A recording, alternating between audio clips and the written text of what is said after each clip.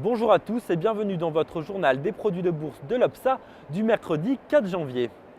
Des rumeurs de dégradation du triple A français se font de plus en plus pressantes sur les marchés, selon un analyste parisien dont les propos sont relayés par l'AFP. Standard & Poor's pourrait dégrader la note de la France dans la soirée. La bourse de Paris termine néanmoins la deuxième séance de l'année dans le vert, soutenue par de bons indicateurs américains concernant l'activité manufacturière et l'immobilier. Le CAC 40 gagne ainsi 0,72% à 3245 points. De retour d'un week-end prolongé de 3 jours, les investisseurs américains entament eux aussi une chasse aux bonnes affaires. Un regain d'optimisme est perceptible quant à la santé de l'économie outre-Atlantique. Par conséquent, le Dow Jones s'adjuge 1,77% à 12 433 points et le Nasdaq Composite 1,89% à 2654 points.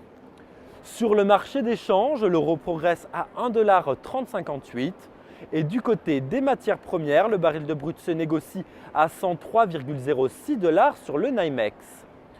On peut remarquer que les volumes sont en hausse sur le marché des produits de bourse avec environ 21 millions d'euros échangés dans une séance débutée à la baisse mais tournée en hausse dans l'après-midi.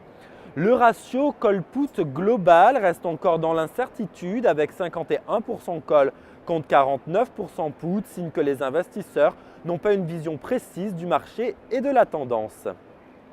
Les varentistes, comme d'habitude, sont plus optimistes que les investisseurs en turbo. Ils ont choisi la hausse à 62%. Par contre, 57% des investisseurs en turbo ont choisi la baisse. Concernant la répartition par type de produit, les certificats benchmark 100% poursuivent en hausse à 50%.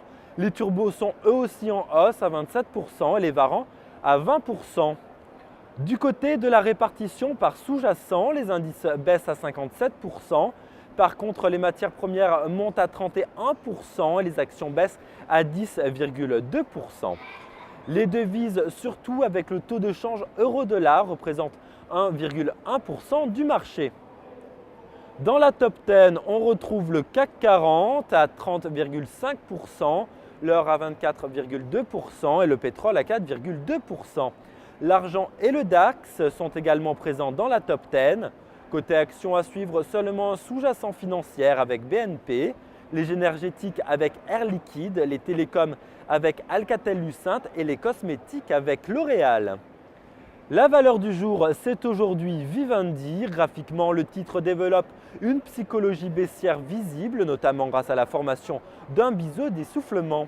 La zone de résistance comprise entre 17,3 et 17,65 € permet de fédérer les ordres vendeurs.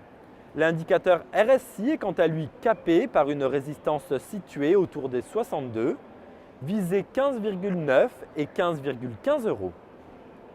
La stratégie qui vous est proposée pour jouer cette valeur, c'est l'achat de Varenput Vivendi à 1158 T d'Unicredit au prix d'exercice de 17 € et d'échéance au 2 mars 2012. Voilà, c'est tout pour aujourd'hui. Bonne journée et à demain.